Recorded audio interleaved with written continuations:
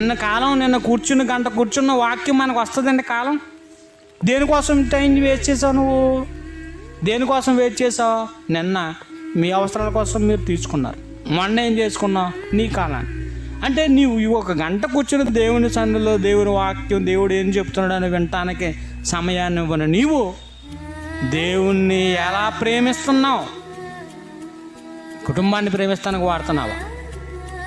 పిల్లల్ని ప్రేమిస్తానికి వాడుతున్నావా? అన్నదమ్ములను ప్రేమిస్తానికి వాడుతున్నావా? దేనికి వాడుతున్నావు నీ సమయాన్ని? ఇదిగో సమస్తమును మా జీవితాన్ని పనంగా నీకు ఇచ్చేసాం. ఇచ్చావా? నీకు నిత్యజీవం ఇస్తాను ఆయన అన్నాడు. ఆ నిత్యజీవం రావాలంటే జీవితాన్ని అర్పించాలా? జీవితంలో పాటు కాలం. మన జీవితాన్ని అర్పించలేకపోయినా మన కాలాన్ని ఇవ్వాలి. ఇప్పుడు మనం ఆయనతో పాటు వెళ్ళిపోయి 3.5 సంవత్సరాలు ఆయనతో అన్నీ ఉన్నవాళ్ళం కాదు కదా. ఇప్పుడు మనం క్రీస్తుని నమ్మిన తర్వాత ప్రాముఖ్యంగా క్రీస్తు పనిలో, ఆయన సువార్త పనిలో మన కాలాన్ని మొట్టమొదటగా ఆయనకి ఇవ్వాలని ఆలోచన, దృఢ సంకల్పం నీలో మొట్టమొదటిగా ఉండాలి.